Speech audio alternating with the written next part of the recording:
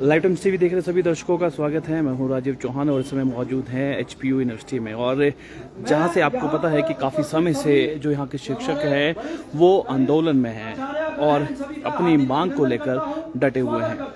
और आज से शिक्षा बंद आंदोलन का इनने आगाज शुरू कर दिया है और आप देख रहे हैं कि सभी जो टीचर्स हैं वो वीसी के कार्यालय के बाहर बैठे हुए हैं और आज उन्होंने ऐलान कर दिया है कि उनका जो है शिक्षा बंद आंदोलन आज से शुरू हो चुका है। और ये जब तक सरकार इनकी डिमांड नहीं मानती है तब तक इसी तरह का आंदोलन लगातार जारी है। इन्हें उम्मीद थी कि कैबिनेट में कुछ ना कुछ इनके लिए किया जाएगा, कैबिनेट में इनके हक में इनकी जो उनकी डिमांड्स थी वो पूरी की जाएगी, पर इनका कहना है कि 7th पे कमीशन लागू करने की जो है ये लगातार बात कर रहे थे और इसी को लेकर हर रोज़ यहाँ पर 12 बजे यहाँ पर धरना होता है। तो कैबिनेट में किसी तरह का कोई भी डिसीजन नहीं लिया गया है और इसके विरोध में आज से शिक्षा बंद का आगाज यहाँ पर कर दिया है। तो ये तस्वीरें हम आपको दिखा रहे हैं विश्वविद्यालय की आपको तस्वीर दिखा रहे हैं। तो वीसी के ऑफिस के बाहर सारे शिक्षक आज अपना काम छोड़कर शिक्षा बंद करके आज यहाँ पर पहुंचे हैं। प्रदेश सरकार की इस कार्यप्रणाली को लेकर के गहन रोष है। मैं इस मंच के माध्यम से और मीडिया के बहुत से लोग यहाँ पे आए हैं, उनके माध्यम से प्रदेश सरकार से पूछना चाहूंगा कि आप हमें कुछ हमारे प्रश्न हैं, कुछ हमारी शंकाएं हैं, आप उनका निवारण कीजिए। आपने जब 2.25 लाख एम्प्लॉइज को 2016 से जो न्यू पे कमीशन था जो सबको दे दिया, तो जो 3000 लोग जो हाईली एजुकेटेड पीपल है, जो समाज का सबसे बड़ा वर्ग है, आप उसको किस हिसाब से, किस आधार पे, कौन से कानून की धाराओं के हिसाब से उसको वंचित रख रहे हैं, ये मेरी समझ में नहीं आ रहा था। आपकी 25 तारीख को कैबिनेट होती है और आपसे हम कई बार पहले मिलते हैं तो आप कहते हैं कि पंजाब सरकार अनाउंस करेगी। 24 तारीख को पंजाब सरकार ने बजट स्पीच में वहां के माननीय मुख्यमंत्री जी ने, भगवंत मान जी ने घोषणा की कि मैं जो यूनिवर्सिटी और कॉलेज के वहां के टीचर है उनको 7th पे कमीशन दे दूंगा। लेकिन उस चीज के बावजूद जो 25 तारीख को हमारे यहाँ पे कैबिनेट होती है, इस विषय के ऊपर कोई चर्चा नहीं होती है। प्रश्न यह है कि जब और एम्प्लॉइज को दिया जा रहा है तो हमें क्यों नहीं दिया जा रहा है। आज हम सड़कों पे हैं, आज हम अपनी कक्षाएं छोड़ के यहाँ पे हैं और हमने जो ज्वाइंट एक्शन कमेटी की मीटिंग हुई थी जिसमें तमाम विश्वविद्यालय के जो शैक्षिक संघ है वो थे और जो कॉलेज स्तर के जो शैक्षिक संघ थे वो सभी उसमें सम्मिलित थे। हम सब ने मिलकर के यह तय किया कि जब तक हमारी बात को नहीं माना जाता है हम इस प्रदेश विश्वविद्यालय के साथ साथ तमाम प्रकार के जो शैक्षिक संस्थान है वहाँ पे शिक्षा बंद करेंगे। अभी एक मीडिया के बंधु पूछ रहे थे कि बच्चों के ऊपर इसका क्या प्रभाव पड़ रहा है। निस्संदेह प्रभाव पड़ रहा है बच्चों के ऊपर, लेकिन यदि बच्चों के ऊपर, उनकी पढ़ाई के ऊपर, उनके एग्जाम के ऊपर प्रभाव पड़ रहा है तो ये स्थिति किसने हमारे सामने लाई है, इस बात को समझने की आवश्यकता है। जब आईएएस की बात आती है तो आप अपना स्केल 2 घंटे में कर लेते हैं, जब मंत्रियों की बात आती है तो आप अपना स्केल 2 घंटे में कर लेते हैं, जब बोर्ड और निगमों के चेयरमैनों की बात आती है तो आप थपाते हुए सारी चीजें कर लेते हैं। लेकिन जब कॉलेज और यूनिवर्सिटी के टीचर्स की बात आती है जो यूजीसी के द्वारा गवर्नड है और जो स्केल यूजीसी रिफंड करेगी, जब उनकी बात आती है तो प्रदेश की नौकरशाही, प्रदेश की सरकार, उनको हमारे विषय का पता नहीं लगता है। ये बड़ी दुर्भाग्यपूर्ण स्थिति की बात है। हमें यहाँ पे मजबूर किया जा रहा है कि हम आंदोलन करें। मैं दोबारा ये कहना चाहता हूँ कि हम कोई आंदोलन नहीं कर रहे हैं अभी तक, ये तो हमारा रोष प्रकट कर रहे हैं हम। ये हमारा रोष प्रदर्शन है। सरकार का क्या नजरिया है, वो किस स्थिति में हम लोगों को लेकर के यहाँ पे आए हैं, इसके लिए प्रदेश सरकार और विश्वविद्यालय प्रशासन भी स्वयं जिम्मेवार है।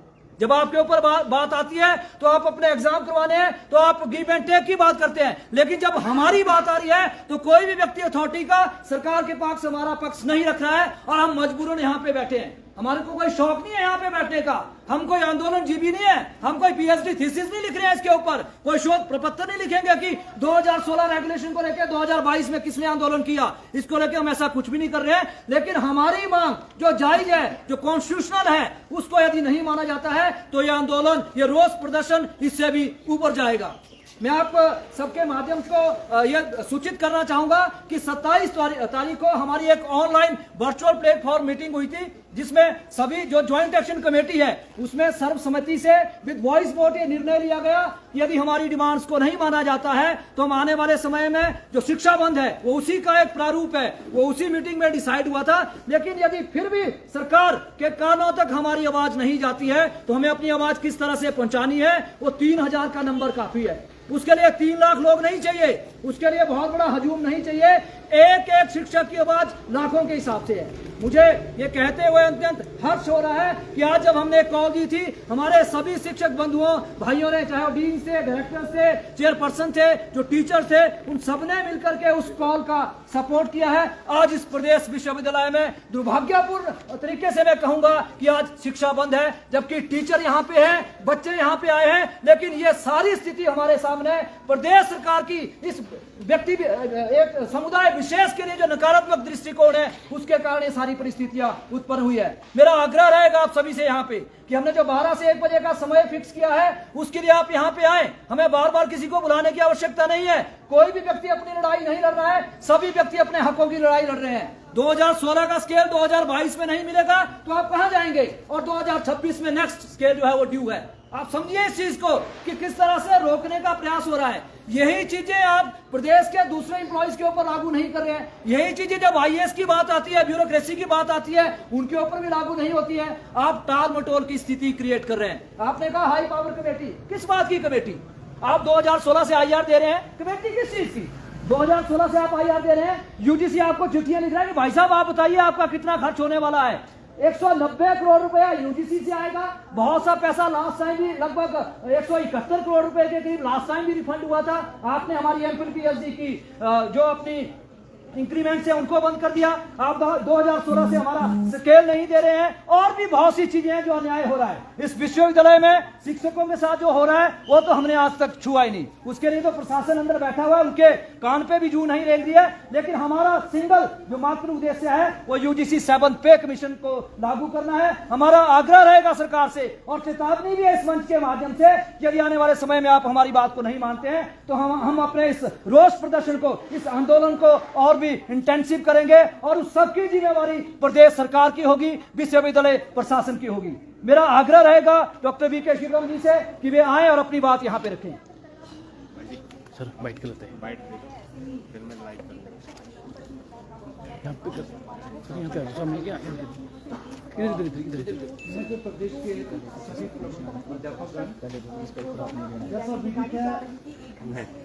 आप पहले बाइट दो, फिर मैं लाइव करूँगा, फिर लाइव में करेंगे हम बात, ठीक है?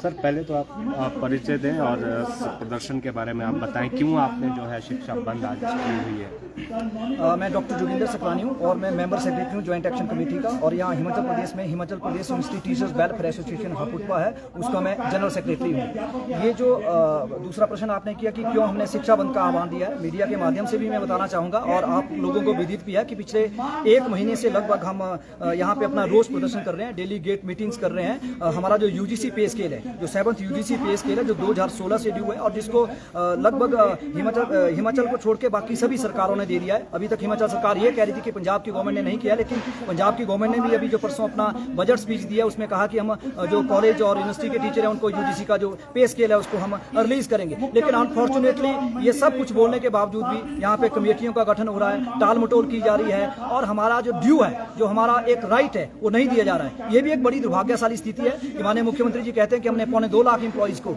सबको आपने स्केल दे दिया है, तो हम भी इसी प्रदेश के एम्प्लॉय हैं, इसी प्रदेश सरकार के रूल्स एंड रेगुलेशन के द्वारा गवर्न होते हैं। इसलिए हमारा आग्रह है सरकार से कि हमें रोष प्रदर्शन के लिए, आंदोलन के लिए मजबूर ना करें, ताकि बच्चों की पढ़ाई प्रभावित ना हो। एकेडमिक सत्र चलने वाला है, जो हमारा ड्यू है आप उसकी घोषणा करें, और तुरंत उसके जो अगली कैबिनेट की बैठक आएगी। और मैं तो कहता हूं कि इसके लिए कैबिनेट बैठक की कोई जरूरत नहीं है, इसके लिए कमेटीज की भी कोई जरूरत नहीं है। माननीय मुख्यमंत्री जी त्वरित कार्रवाई करते हुए, शिक्षकों के आंदोलन को देखते हुए और उनके रोष प्रदर्शन को देखते हुए और उनकी जायज मांगों को देखते हुए उसको तुरंत प्रभाव से लागू करें। समर्थन ज़्यादा नहीं मिल रहा है, ज़्यादातर टीचिंग जो फैकल्टी जितनी संख्या है उसकी तो आधा भी यहाँ पर नहीं है। देखिए, मैं आपके इस विषय में भी कहना चाहूँगा, हमारे यहाँ पे विभिन्न प्रकार की गतिविधियाँ रहती हैं। कुछ लोग बाहर एग्जाम में भी गए हुए हैं, हम उनका भी टोटली बाइकआउट नहीं कर रहे हैं। कुछ लोगों की और भी चीज़ें चल रही होती है। यहाँ लगभग 300 के करीब 300 साढ़े 300 के करीब टीचर हैं। लेकिन ये भी मैं बताना चाहूँगा कि कुछ टीचर धर्मशाला को जोड़ के 350 हैं, कुछ लोग university institute of legal studies है वहाँ पे हैं। एकेडमिक वर्क है वो भी आप नहीं करेंगे इसमें, चाहे आप जो है इवैल्यूएशन का काम है, कुछ और वर्क है, मीटिंग्स हैं, बहुत सारी मीटिंग्स यहाँ पर होती हैं, वो उसका भी बॉयकॉट आप करो? बिल्कुल, आज से बिल्कुल क्लियरली हमने कह दिया और हमने इन राइटिंग जो हमारी दोनों यूनियंस है हपुटवा और हपुटा, उनका एक जो ज्वाइंट एक्शन कमेटी यहाँ भी बनी हुई है और एक ज्वाइंट एक्शन कमेटी दूसरे स्तर पे है। हमने ये तय किया कि हमें किसी भी प्रकार की एकेडमिक एक्टिविटीज को नहीं करें। और जो यहाँ पे विद्यार्थी हैं उनकी शिक्षा पे प्रभाव भी यहाँ पर पड़ेगा, उसके बारे में आपने सोचा है कुछ कि किस तरह से आप उसको मैनेज करेंगे? देखिए, हमने आज तक विद्यार्थियों के हित को ध्यान में रखते हुए प्रॉपर क्लासेस भी लगाई। हमने 1 घंटे की गेट मीटिंग की थी 12 से 1। उस वक्त कुछ टीचर यहाँ पे आते थे, क्लासेस निरंतर हो रही थी, उनकी हम ऑनलाइन क्लासेस ले रहे थे और यदि उसके बावजूद भी उनका ऊपर कोई प्रभाव पड़ता है तो उसको भी एज ए टीचर हमारी वो मॉरल रिस्पॉन्सिबिलिटी थी, हम उनकी किस तरह से काउंसलिंग करेंगे। लेकिन मैं आपको ये भी बता देना चाहता हूँ कि जो बच्चे हैं उनकी क्लासेस पूरी हो चुकी है और उनके जो एग्जाम है वो लगभग इसी जुलाई के फर्स्ट वीक में प्रस्तावित है। उस कारण से उनकी पढ़ाई कक्षाएं लगभग कंप्लीट है, उनके ऊपर उस तरह का असर तो नहीं है, लेकिन जो पेपर इवैल्यूएट नहीं हो रहे हैं उसका डेफिनेटली कहीं ना कहीं प्रभाव होगा। इस चीज को लेकर के हम कह रहे हैं कि जो हमारा ड्यू है आप उसको हमें दीजिए और हम अपना जो काम है हम अपना काम करेंगे, सरकार अपना काम करेगी। ठीक है, थैंक यू। मैं लाइक करूँगा। से भी उनका इस दौरान क्या कुछ कहना है? हम इस प्लेटफॉर्म के माध्यम से सरकार से आग्रह करते हैं, अगर सचमुच में सरकार सीरियस है, अगर सरकार सचेत है हमारी मांगों से संबंधित, why don't you ask that committee to submit the report within a week? अगर 1 हफ्ता नहीं तो उनको 7 दिन 10 दिन दिया जा सकते हैं, क्योंकि जिस प्रकार से टाइमलाइन उसमें नहीं कोई मेंशन करी हुई है, तो इसका तात्पर्य यह है जो अगली मीटिंग जब भी वो प्रपोज होगी उसमें यह हो सकता है कि अगली